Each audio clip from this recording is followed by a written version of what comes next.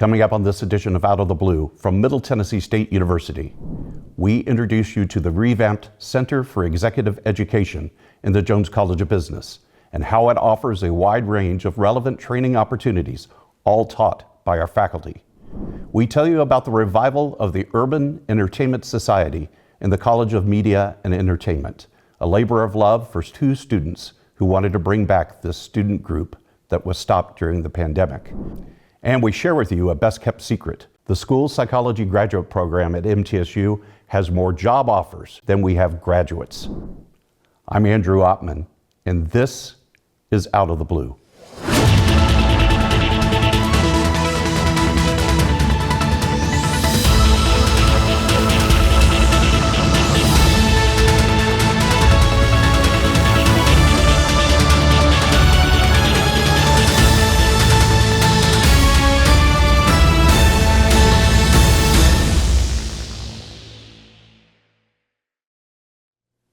Welcome to Out of the Blue. I'm Andrew Ottman.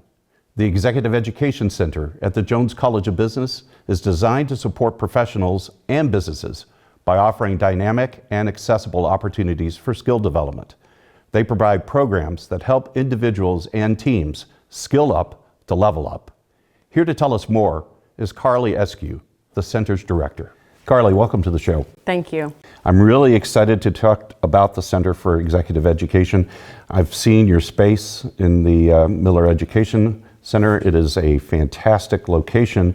So let's talk about what you're doing to fill it up. But let's first describe exactly what the center is trying to accomplish. What's your purpose for the Jones College of Business in our community? Sure.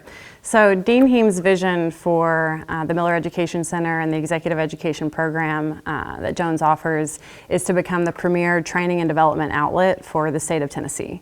And so ultimately what we'd like to do is become the first partner for firms who are considering bringing in-house training within business-related disciplines. And that includes the traditional topics of management, marketing, sales, the things that you may think of when you think of a business degree or business program, but it also includes things like artificial intelligence, data visualization, data analytics. So for the long term, we really hope to be mostly embedded with local partners and offering some open enrollment. But in the shortest term, this fall, we're offering a full slate of open enrollment courses that anyone in the local community is able to participate in. Well, it is a full slate. There is a lot to talk about it, and I want to get into that. But let's talk first about these courses are different than college classes, correct? Correct. And describe the difference. Sure. So these courses are for individuals who may not have time to commit to a full graduate degree program or even undergraduate for that matter, or maybe who have done those degrees in the past and are just looking for more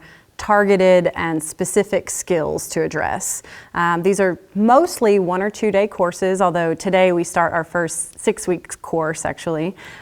These are mostly 1 or 2 day courses that allow individuals to come in, do a really deep dive into a topic, build a network, and this is important, build a network with local individuals who are trying to build up that same skill set and a relationship with the faculty with the hope that they come back when they maybe identify another skill or refer a friend or even their manager or training and development director to the Jones College because of the experience that they've had here. And these are some great courses. We're talking about modern social media, elevating the customer experience through data and creativity, empowering new leaders, church leadership in a changing world. So you've done a great job. I see some fantastic faculty members attached to each of these courses of really providing a whole spectrum of things that people can connect with, right? Correct. We have 3 tracks actually. So within each of those tracks, we'll be offering professional certificates. Most tracks require 3 courses to earn that professional certificate. So most students who join us this fall won't earn that certificate immediately, but rather over the course of a few semesters, they can go after that. Our tracks are within business intelligence, executive leadership, and strategic marketing. We do have 1 course this fall that offers a certificate on its own, and it's the professional selling class that starts today. One thing I wanted to mention, Andrew, within that class in particular is we're doing some exciting things around veteran scholarships. So the faculty member who leads that course is really committed to skilling up local veterans who are interested in our content. And so we've tried to demonstrate how the sales skill set is so important for folks even who don't immediately work in explicitly sales positions. And he's generously offered a limited number of scholarships for local veterans to participate in the course. A lot of companies offer some sort of educational benefit, right? How do you get that started? Do you just go to your HR office to see if it's available and then take it from there? So if you already know that you have that benefit available to you, I encourage you to include us in the conversation. Usually there's an application process for getting the reimbursement approved. We want to know about it and help you with that. If you're like me, you've worked for organizations that you know offer that benefit, but you feel just too busy to use it. You know you can't start a new degree program. But in reality, you're leaving money on the table and foregoing an opportunity to make yourself more competitive for an internal promotion. So I've been encouraged because a lot of local entities have confirmed that they do offer that benefit. So really encourage folks, if they're not sure, to talk to their HR team or their manager about it. And then for local firms who don't offer that, I mean, there are a lot of compelling studies that suggest why you should. There's an Accenture study that looked at, dollar for dollar, what's gained by providing that resource for your employees. And what they found was for every dollar spent on educational reimbursements, they returned $1.29 in value. And that's because of retention and also increased productivity. Society for Human Resource Management has been able to demonstrate a link with educational reimbursement and employee satisfaction, which is of course linked to retention. So there's a really strong case for local companies to provide that benefit. But to be honest, Andrew, many companies who I've been speaking with locally already provide that, which is great because most of the most successful Fortune 500 firms do as well. Where can I go to find out about all of these things and more? So all of our courses are on our homepage, which is mtsu.edu/execed. Pretty straightforward there. On that site, we have an interest form just to kind of get on our mailing list when things are added to our course list, for example. We have links to registrations for these courses, obviously information about how to reach me about special rates. So we're really excited. I've been really impressed with the local community's reception to what we're doing here. Dean Heems is really passionate about ExecEd. It's one of her priorities. And so grateful for the creation of this position, obviously, which I've held since this summer, and then, see a bright future for ExecEd going forward. Well, and the theme to this semester's course offering is? Skill up to level up. Wonderful. So we're really inviting folks to come on campus this fall and experience everything ExecEd has to offer. Just because of my background, I've a lot of experience in helping people transition into new roles and also new companies. So for local, employers considering sponsoring folks into these classes, keep in mind that, personnel or your team are always looking either to grow in your company or grow out of it. And this is a way to, acknowledge employees' efforts. You can't always promote an individual as soon as you would like to. So this is a way to, demonstrate to them they're valued. Plenty of studies that suggest that once folks get this experience subsidized by their employer, they feel more loyal to their company. So really encourage employers to think about that. But then also on an individual basis, as we were talking about earlier, everything that you can do to make yourself more competitive for that next opportunity is obviously something that Jones wants to support. And the fact that they can do that right here at the Jones College of Business and the beautiful facility that you mentioned, I mean, it's really the ideal scenario for folks who are looking to grow their career in Rutherford County, Davidson County, Williamson County, anywhere in our surrounding region. Carly, thanks for joining us. Thanks for sharing all this great information about the center, and congratulations on your new role. Thank you. And we'll be right back.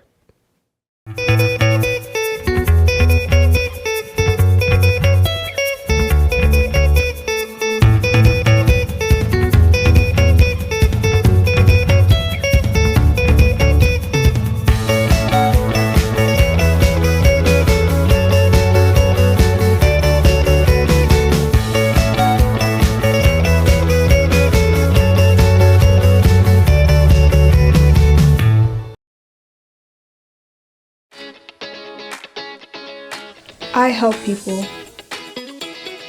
I create music. I shape the future. I am an entrepreneur. I inspire people with more than words. I ride forward. The sky is not my limit. Find your blue at MTSU. What I love about MTSU is that you already know if you are guaranteed to be admitted.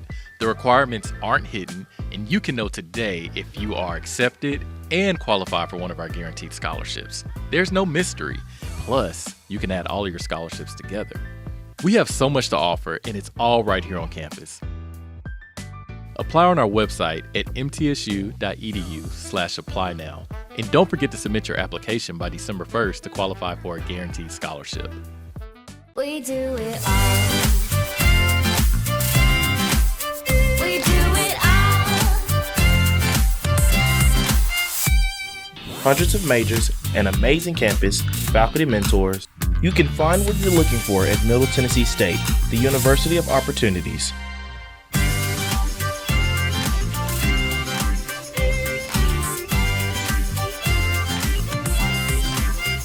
We do it all. Welcome back to Out of the Blue. I'm Andrew Ottman. The Urban Entertainment Society is a group of students from our College of Media and Entertainment with diverse talents and interests. They want to provide on-campus showcase opportunities for students representing a wide array of entertainment and arts, including music, spoken word, and dance. This was a very active student organization before the pandemic, and bringing this organization back to life has been a labor of love for two of our students joining us today, Keyston Jones and Ozzie Dennison. Ozzie, Keyston, welcome to the show. Thank you for having us. We're really excited to talk about your project, to talk about this great organization you're reviving, but I want to talk about the two of you first. Ozzie, tell me your story. How did you get to MTSU? Well, I am a 26-year-old student, second-time bachelor. I have my bachelor's degree in anthropology from Georgia Southern. And I decided to come back after 3 years in the middle of the pandemic working for a company. And I realized this wasn't what I wanted to do in life. And making music, being a part of the music community down in Atlanta was something really important to me. But I wanted to find a place where they not only taught audio production and what it meant to be a real engineer, but they pushed us to be actual professionals within the industry. And I felt like MTSU was the best fit for me. So it sounds like from deduction, you're an audio production major. I am an audio production major. Fantastic program, #1 in the nation on so many measures. And, and another great, encouraging story of finding your path through the pandemic. And we're going to return to that. Keyston, let's talk about you. How did you find us? Well, I actually just saw a lot of YouTube videos about MTSU. The We Do It. I saw that quite often. You saw that one? I did. Oh my and gosh, what a shameless plug you just gave us. It was really funny, and I was like, I like this actually. And I looked into it and I found about the commercial songwriting program. And I came here starting out commercial songwriting, and now I'm more music business. And I was like, this is what I want to do with myself, working with A&R and artists and things like that on campus. And it's just really a drive that I've enjoyed. That's wonderful. That's wonderful. We're glad you're here. And we're glad you both brought back the Urban Entertainment Society. We talked a little bit about the pandemic just a second ago. This is something, Ozzie, that got lost during the pandemic here at MTSU, right? Yes. Back in 2019, Urban Entertainment Society was probably one of the biggest clubs on campus in which anyone from business, like the regular business departments, to art and graphic design departments, they would go to all of the events. There were poetry events and different dances they would put on and everything for everybody. And they would be sponsored by different charity organizations. And so when COVID hit, everything stopped. Students weren't able to collaborate and be able to have the community they once had on this campus, and we're really trying to bring that back. And obviously you've got great faculty mentors, right? Yes. Tell me about Denise. Oh my goodness. Professor Denise Shackelford. Professor Shackelford is a character. For those who know her, she is such a delight to be around. She's always happy. She never switches up on you, and she's been very on it in helping us. She lets us know, what do you need me helping you with? What do you want? How do you want it done? When do you want it done? And stuff like that. And she makes sure to stay honest. So She says, yeah, she is she's that, like, isn't she's she? like, you got to get this done. You got to get this done. We got to stay on this. But she's not going to do it for you. She's not gonna do it yeah, for us. No, We gotta get it no. done. She's not going to do it for Yeah, you. Keyston has definitely been on top of everything, okay? And Shackelford has just been behind him as the real cheerleader that she is. She's so supportive in everything that she does for us. I absolutely adore working with her. So what's your main goal in all of this? And bringing it back is admirable, but now that you've brought it back, what do you want it to be? Truly, UES, Urban Entertainment Society, should support and create opportunities for collaboration for artists, producers, those who want to get into the business side of music entertainment. I think it's important that we understand that on campus, there's levels of urban entertainment that is accepted, and then there are levels of urban entertainers that are not as much. So we're trying to create a space for those artists. So create a community, truly.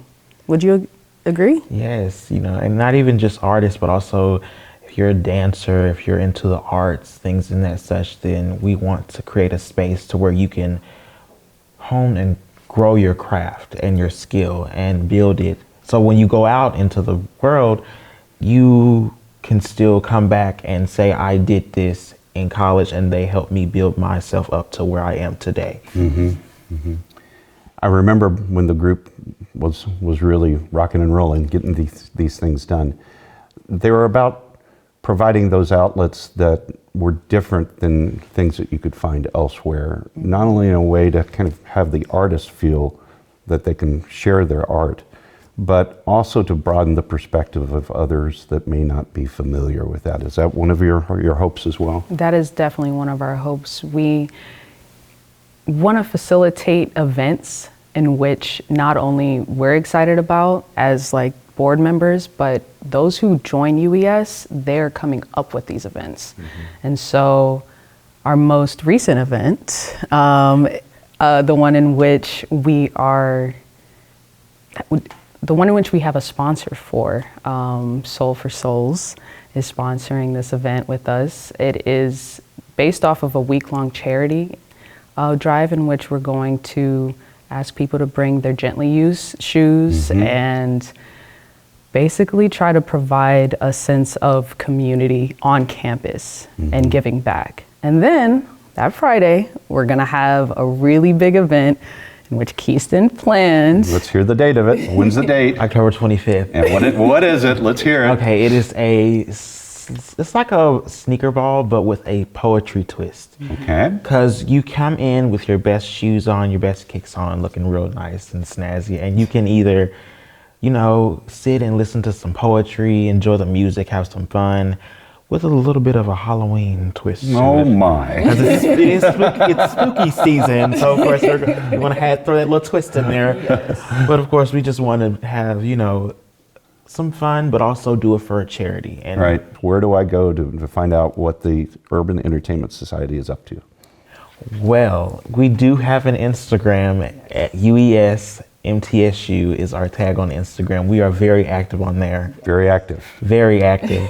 I mean, we also do have weekly meetings on Tuesday, Bragg 149 at 6 p.m. But if you want to find out like events and stuff going on, our Instagram is where you can go if you can't make in person. Wow. Well, I will be following you guys. Yes. I want to see this. I want to see the sneaker ball. Of course. Yeah, this is really intriguing stuff you're coming up with. Congratulations to you both. Thank you. Bringing this wonderful student organization back with a great cause. Thank you. Thank you so much for having us. Yes, thank you. And we'll be right back. We do it all. The stars come to Middle Tennessee State University, and students come here to become stars, no matter what they pursue. We do it all. We're the only college of media and entertainment in the world, just outside the heart of Nashville. We do it all. Mic check, 1, 2, everybody listen. When you do it like this, ain't no competition. I'm talking B.I.G., VIP. Treat them like a front row seat and make them pay attention. If I shoot for the 3, then I ain't never missing. Cranking up the degrees like I was in the kitchen. Can't lose, got too much to prove. And when you do it all, it get too hard We to do do it it. all. Our curriculum and facilities are cutting edge. And our relationships with industry leaders give students an edge over the competition. Check it out. You can get real-world experience with degrees in recording industry, media arts, journalism and strategic media, and more. Media and entertainment at Middle Tennessee State University. Learn to shine. I am True Blue. As a member of this diverse community, I am a valuable contributor to its progress and success. I'm engaged in the life of this community. I am a recipient and a giver. I am a listener and a speaker. I am honest in word and deed. I'm committed to reason, not violence. I am a learner. Now and forever. I am a Blue Raider. I am a Blue Raider. I'm a Blue Raider. True Blue.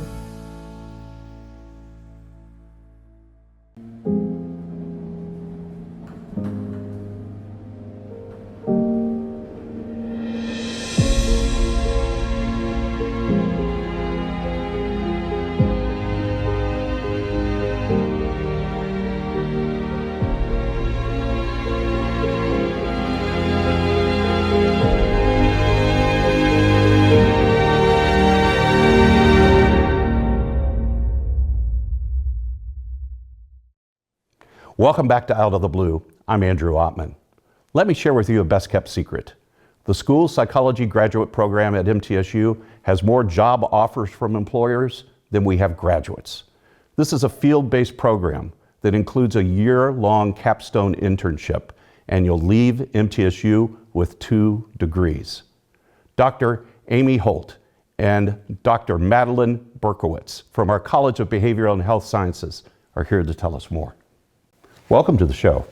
Glad to be here. I'm just so excited to talk about this program, and I think we're going to tell people a lot of things that they don't know, that they should know about why this is important. So let's Amy, I'm going to start with you. What is school psychology? Well, school psychologists are part of the school-based mental health team, so along with school counselors and school social workers. One of the unique roles that we have is to do assessments of children to help understand their individual strengths and needs. So we do things like cognitive assessments and social, emotional, behavioral assessments, academic assessments, and then we engage in consultation where we're working with the school employees, the school staff, so that they can take those assessment results and actually implement strategies in the classroom based on that student's strengths and needs. We also are involved in doing counseling, primarily of the students that are in special education. And then because we're part of that school-based mental health team, we work with the school social worker and school guidance counselor with crisis prevention and crisis response. So let's break this down a little bit. You're not a new program. You just celebrated 50 years, right? That's correct. I mean, this has really been serving our communities for a long time.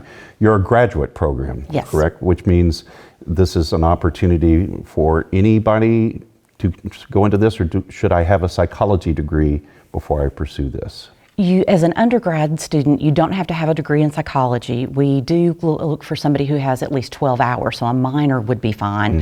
And some of our students have been education majors, and they're coming back. And we were talking about this at the start of the show, and I wanted to make sure we got this early. You have more demand than you have students for these jobs, correct? Absolutely, yes. There's a national shortage of school psychologists. So right now, all of our graduates are graduating with jobs. Many of them have multiple offers, so they're really able to choose that job that's going to be the best fit for them. I want to underscore that because I think that's something that needs to be really heard by people. You have graduates of your program with multiple job offers, and almost anybody who wants to work can work. Why is there such demand for these qualified graduates? So there are lots of reasons why. Partly it's changes in federal and state laws have opened up more abilities. So for example, with the Every Student Succeeds Act, they're allowed a way for schools to put in more mental health services. Right. We've also got a lot of people who are retiring, and so people are leaving the field because they've been in the field for their 30-year career, and we're not producing enough students to meet the demands between the retirements and the new positions. Incredible. Madeline, where do they work? Where do our graduates work? So of course, as school psychologists, primarily we're working in schools. But there's definitely many options out there. Some people choose to focus on a specific age range, be it preschool, high school, elementary school. Other people get a job where they work pre-K all the way through 12th grade, so they have a little bit more variety. Some people work in a single school. They're really able to develop connections and relationships in that one school. Other people prefer a job where they've got multiple schools, again, popping in and out of different buildings. Some people work in a more specialized setting, like a therapeutic day school, or perhaps a program for kids with low incidence disabilities. Some roles are purely assessment. Other roles, you may have a large counseling case, or you may be doing a lot of consultation. So it's really up to where your passions are, and because the job market is so favorable right now, you really have the ability to get that job that really suits your interests. Wow. Okay, so let's just assume everybody's heard us saying, hey, there are opportunities here. You can find work in this profession. Talk me through, Amy, what does it mean to enroll in this program? How will the course structure go? So we are one program, but students get 2 degrees as they come through the program. So they will get both their master's and then follow that with their EDS. The total program is 66 hours, 35 in the master's and 31 in the EDS. The master's part of the program is primarily on-ground coursework for 2 years, and then that's followed up with a 1-year internship in the field, both the fall and the spring semester. It's a minimum of 1,200 hours where you're working under the supervision of a school psychologist to further develop your competencies, and most of our students have a paid internship. Wow. So, Madeline, what makes our program special? Why are we distinctive? I think really what makes our program special is our students and the community that we build here. We have a cohort model, so our incoming class is typically less than 12 students. You take all of your classes with your cohort, you do all your field experiences with your cohort. Very small class sizes, again, usually less than 12. So a lot of discussions. You really bond with your cohort. You really get to know your cohort very well. Well, what am I leaving out, Amy? What else should folks know about this program? I think one of the other things is the focus for our program is that it's field-based. So even from the very first semester, students are out in the schools. They start with a job shadow where they spend time shadowing a school psychologist. That way, as they're learning material in their coursework, it has relevance. They've seen a day in the life. In our second year, they have 3 practicums where, again, they're honing skills, getting ready for internship. I think another unique aspect is for those students that want to stay in the local area for internship, they're usually being supervised by alumni. But we have a large alumni network throughout the nation, and students can also go anywhere in the country for internship. Our program is nationally recognized through the National Association of School Psychologists. So that means our students, then when they graduate, are eligible for that national license, their NCSP certification. And so that allows them to be able to work in other states. Where in the world can I go to find out more about this program?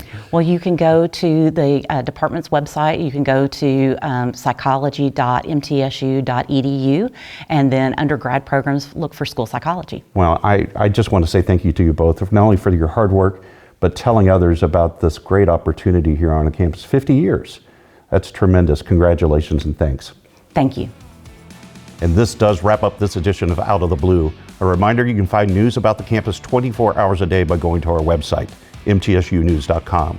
You can also find additional special content on our social media platforms, X, Instagram, Facebook, and LinkedIn. True Blue TV is also available on major streaming services and our app. Broadcasting from the Center for Educational Media, I'm Andrew Ottman. Stay safe, stay on course, and remain True Blue.